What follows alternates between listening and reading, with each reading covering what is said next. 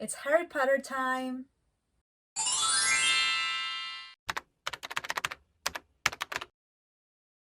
Okay, so today we're gonna be talking about Harry Potter and the Goblet of Fire. For those who are new to my channel, I'm in the middle of a reread. I've actually already made reviews of book 1 to 3, so I will put my Harry Potter playlist up there and in the description if you want to check those videos out. This book has always been my favorite in the series, and for now, it keeps the spot. I enjoyed so much coming back to this book. I cannot even express how much I love it. I mean, don't get me wrong, this book has its flaws, and as always, I'm gonna address them in the last part of the video. But for now, let's talk about why I love it so much.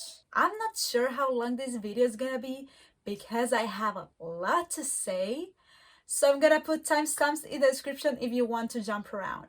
Also, and for the sake of efficiency, I'm gonna try and structure this review a little bit more, so I'm gonna separate them in world building, plot slash tone, characters, and last, all the things that don't quite make sense in this book. And I have to say, for that part, everything is for fun. I love this series. I'm in no way trying to undermine it. No. In my opinion, this book is really balanced between world building, plot, and character growth. And I love it for it. I mean, I feel like J.K. Rowling really took her time in this book to immerse us more into this world, make the plot work along with the characters. I think it's awesome, and I know that this book is way longer than the first three, but up until now, I always felt like she rushed a little bit through the end, and that didn't happen here. In terms of world building, in this book, the wizarding world expands so much. Up until now, we've just been in Hogwarts, in Diagon Alley, in Hogsmeade, and in the Burrow. But now we've got to see the Quidditch World Cup, we've got to see wizards in another environment, interacting in a really strange way with muggles. We've got to see so much magic outside the castle, the leprechauns, I think the Quidditch match was so exciting, and we also got to see a little bit more of how the Ministry of Magic works. And thanks to the Triwizard Tournament, we came to know that there are more magic schools out there. There's Bob Adams Academy in France, there's Durmstrang. We also know that there's a magic school in the United States and in Brazil. And not being enough, we've got to know a little bit more about Howard's secrets. I mean, we've got to see the kitchens for the first time, and I loved that. I loved seeing Dobby again. I love that he's so proud that he is a free elf, and how much he loves socks and his admiration for Harry. We got to know Winky and how the elf slavery works. We had a prefect bathroom as well, which seems to be pretty nice. And also, we've got to know more about the Black Lake. Up until now, we just knew that the giant squid lived there, but in the second task, we get to see mermaids, we've got to see grindelows and other water creatures, and I thought that was so interesting. Moving on to the plot, I think no one here can say that the storyline in this book isn't exciting, both within the book itself and the overall plot of the series starts moving. This is the first and only book where something extraordinary happens at Hogwarts. Well, I mean, like, extraordinary that is meant to happen. We mostly just hang out with the kids in their daily life at the castle. Of course, they are trying to survive dark things that randomly happen to them, but the Triwizard Tournament is a whole new thing that we experience, and it's exciting as hell. The Triwizard Tournament is so exciting and dangerous, and I find so funny that They stopped for centuries doing this tournament because of how dangerous it was, but they decided just randomly to do it at Hogwarts. And I have a whole video talking about the lack of safety at Hogwarts, so I could put the link up there in the description if you want to check it out. They have to fight dragons, water creatures, sphinxes, blast-ended screws, a lot of things, and it's just so much fun to follow. Plus, a quick point that I need to mention is that Madame Pomfrey, the Hogwarts nurse, is the only one who addresses how stupid it is to put these kids in such an unnecessary danger. The Goblet of Fire is the middle book and the point in where the overall plot of the series starts moving forward. There's a tone shift. Darker themes are introduced, and I really believe that this is the point in where we switch from middle grade to YA. We get to meet the Death Eaters for the first time, causing chaos in the World Cup, controlling muggles, scaring people. Then we see the Dark Mark appear for the first time in 13 years and how traumatized the Ministry of Magic is because of this. Then we've got this teacher, Moody, who is not who we think he is, teaching the kids unforgivable curses, Imperio Cruciatus and Avada Kedavra. Like, yes, this is a defense against the dark arts class, and the students should be able to recognize them for them to be able to fight it. But still, the way that Moody / Barty Crouch Jr. showed it was so horrifying, and how much it upset Neville, which, by the way, I think this is the first time that we get a little bit into Neville's arc. And it's so heartbreaking when Harry talks to Dumbledore about it, and he tells him that Neville's parents were tortured to insanity and they were permanently in the hospital and they couldn't even recognize their son. And this scene where Harry goes back to his dormitory and he listens to Neville snoring and things like, dude, I thought I had it bad, but this kid... We see Voldemort getting stronger as the book progresses until he finally resurrects full force and we get to see our first death of a student. Cedric Diggory dies because he was in the wrong place at the wrong time, and it's so abrupt, so unexpected, and so unfair. Although I've never been really attached to Cedric as other people do, so his death doesn't really hurt me as much. But the unfairness of it, how it shows that everything is gonna change from now on. We're gonna be at war. This is gonna get darker and darker. And before moving on to characters, I just wanted to address how interesting it was for me to see the way that Moody / Barty Crouch Jr. acted throughout the book. I mean, I've read this book more than 10 times in my life, and I've always known that there were double intentions here, but the subtleties and the way they played out were so cool to read, especially the part in where Moody transfigures Draco Malfoy into a ferret, which, by the way, that was dark. He was bouncing Draco as a ferret, like up and down to the ground. I mean, Draco is a brat, but I felt for him here. But the thing is, Alastor Moody was an auror that hated dark wizards and actually helped capturing them back in the day. But this is Barty Crouch Jr., a Death Eater, a really loyal Death Eater that didn't abandon Baldy when he lost his powers, as the Malfoy family did. The Lucius Malfoy claimed that he was under the Imperio and that he didn't know what he was doing when Voldemort was in power, and Barty Crouch hates them for that, and that was so interesting. Now let's talk about the characters, but before going in depth with the main characters of the book, I want to make quick mentions. Like Percy Weasley. We've always known that Percy is obnoxious, he's annoying, he's full of himself. But in this book is a whole different story. Percy shows his true colors here. His level of ambition, and I'm not saying ambition is a bad thing itself, but he takes it to another level here. His hunger for power is astounding, and even Ron believes that Percy would sell his whole family for a promotion or something like that, and he's pretty sure of that. And I believe it as well. And while addressing Percy, we need to mention Fred and George. I love the twins. Who doesn't love the twins? And in this book, they are so great from the very beginning when they go to the Dursleys' house to rescue Harry and they drop a toffee for Dudley to eat it. And he grows a tongue like 5 feet long.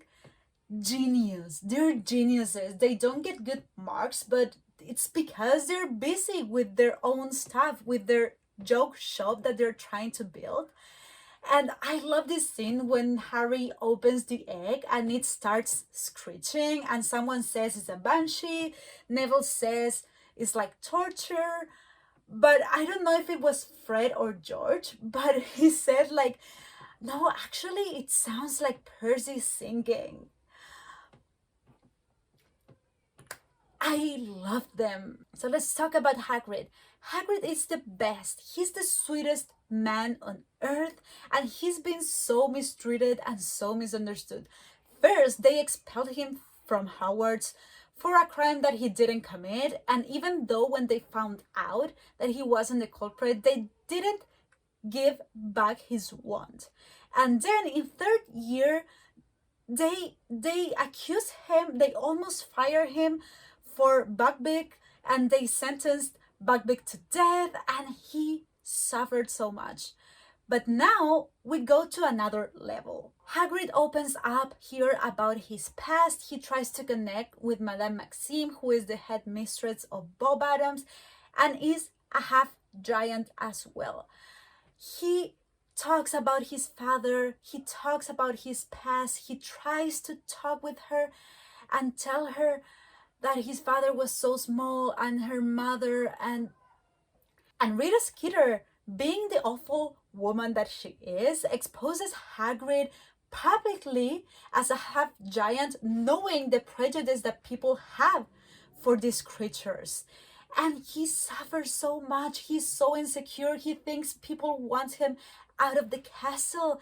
And it just broke my heart so bad. And it wasn't until Dumbledore talked to him, I'm gonna talk about Dumbledore in a minute, that he understood that he shouldn't be ashamed of who he is. Well, talking about Dumbledore, I've never been a Dumbledore fan, mainly because of what happens later in the series, but this is such a good book for Dumbledore. I love this wise and old man, and yet so sassy and funny. I love that when Fred and George take this potion and try to pass the age line and they grow beards, Dumbledore says like, yeah, you should go to the hospital wing to take care of the beards, but just so you know, these are the best beards I've seen so far. And he's so caring of Hagrid and Harry as well. When Harry goes to his office to tell him that his car hurts and he had this dream, he takes him seriously, something that no one else does. And he takes into account in the end how important it is for Sirius to see that Harry is safe, and he invites Sirius into the castle to be with Harry after these horrifying things happened.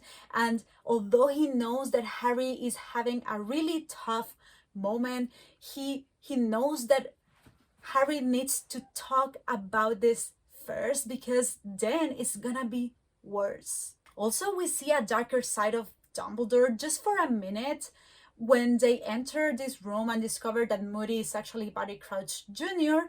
Harry says that he saw a darkness in Dumbledore's eyes that he didn't know existed and he didn't see before. Passing on to Sirius, he's my favorite character in the entire series, and I loved him from the minute he was introduced.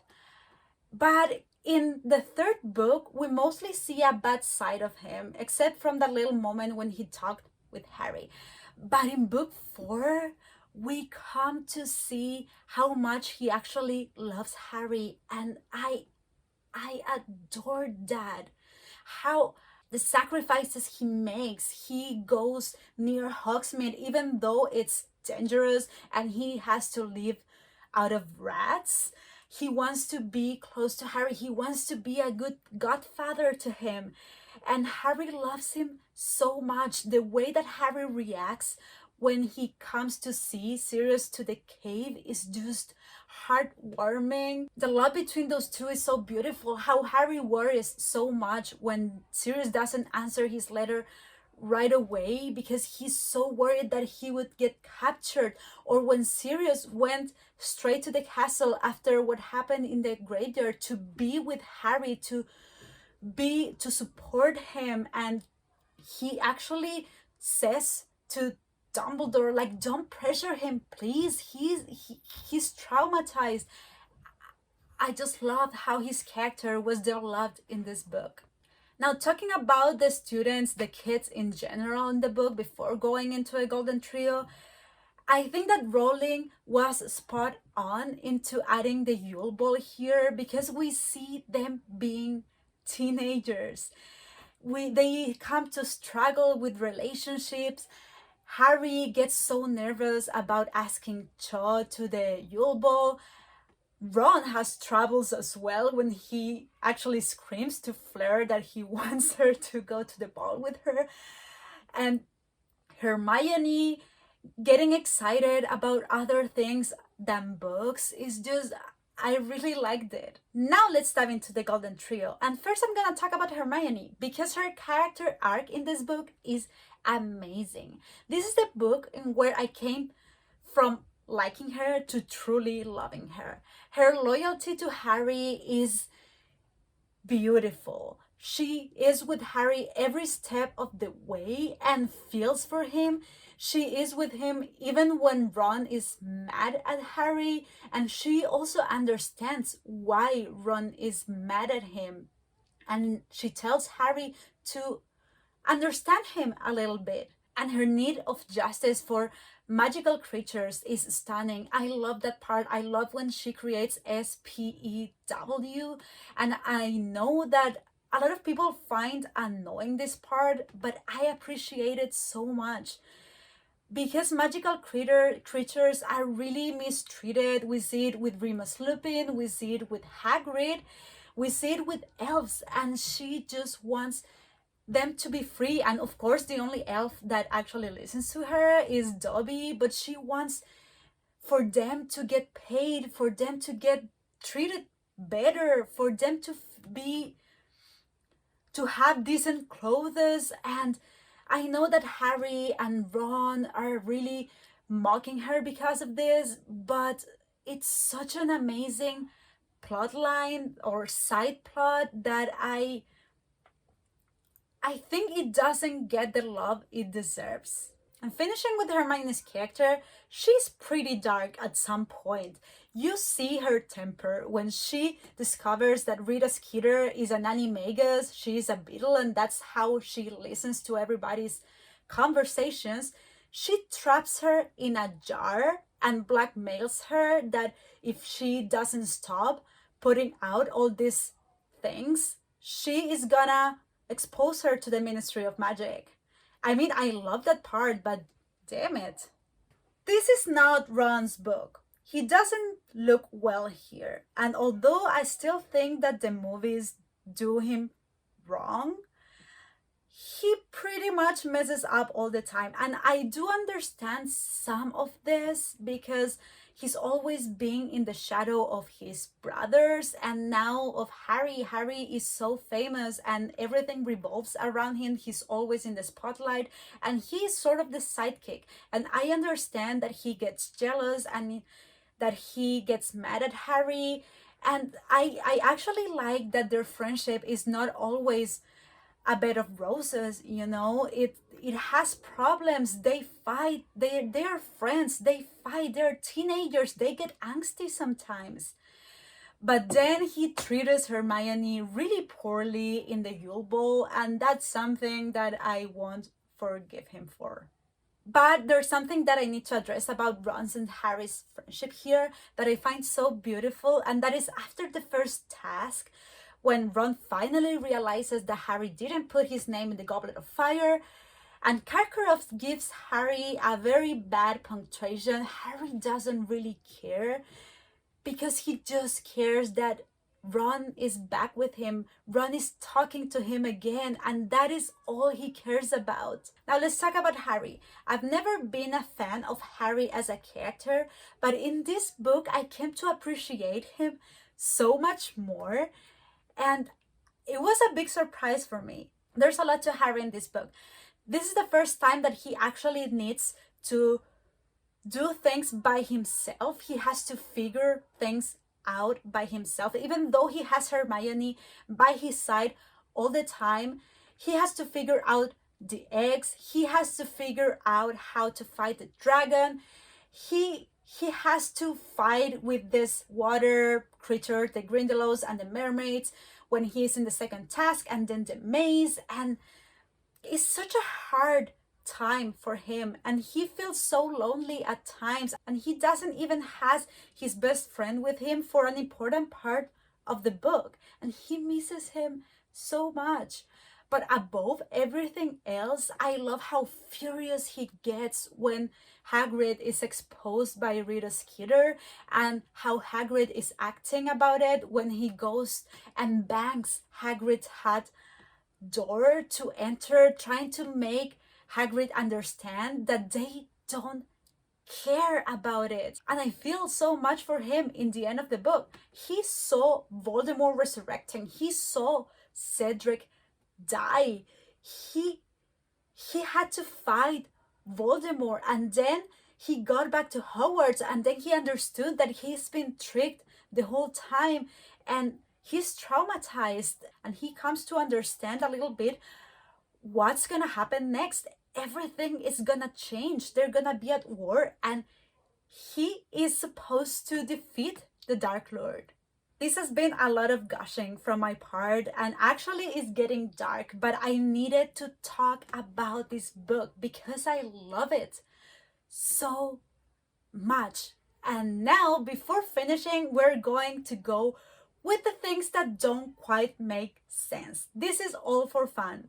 First one, in this book, we're introduced to Veritaserum, which is the potion of the truth. If you take this, you cannot help but tell the truth.